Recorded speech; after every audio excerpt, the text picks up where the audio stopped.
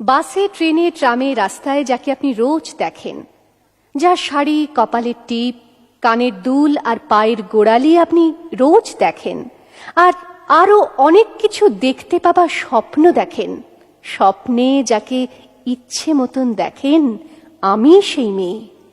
বিহারের প্রত্যন্ত গ্রামে দিনের আলোয় যার ছায়া মাড়ানো আপনার ধর্মে নিষিদ্ধ, আর রাতের গভীরে যাকে বস্তি থেকে তুলে আনতে পাইক বরকন্দাজ পাঠান আপনি, আর সুসজ্জিত বিছানায় যার জন্য অপেক্ষায় অধীর হয় আপনার রাজকীয় লাম্পট্য, আমি সেই মেয়ে।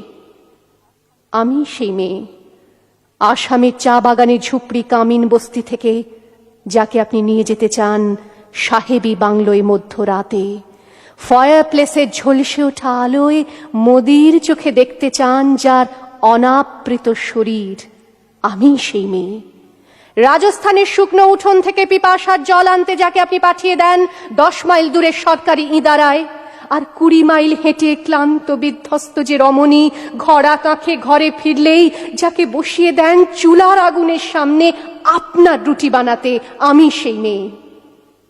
আমি সেই মেয়ে যাকে নিয়ে আপনি মগ্ন হতে চান গঙ্গার ধারে, কিংবা ভিক্টোরিয়ার সবুজে, কিংবা সিনেমা হলের নীল অন্ধকারে, যার চোখে আপনি এঁকে দিতে চান ঝুটো স্বপ্নের কাজল, আর ফুরিয়ে যাওয়া সিগারেটের প্যাকেটের মতো যাকে পথের দুপাশে ছুঁড়ে ফেলে আপনার ফুল সাজানো গাড়ি শুভ বিবাহ সুসম্পন্ন করতে ছুটে যায় শহরের পথে।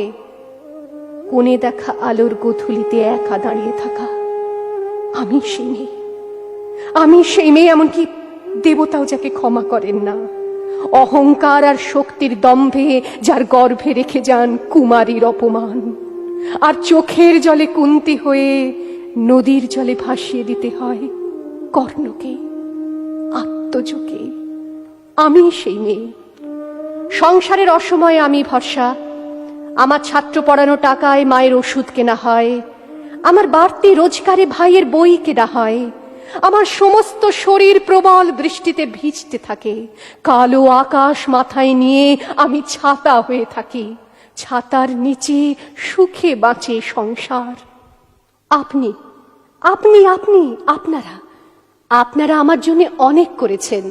সাহিত্যে, কাব্যে, শাস্ত্রে, লোকাচারে আমাকে মা বলে পুজো করেছেন, প্রকৃতি বলে আদিক্ষেতা করেছেন, আবার শহরগঞ্জের কানাগলিতে ঠোঁটে রং মাখিয়ে কুপি হাতে দাঁড় করিয়েও দিয়েছেন।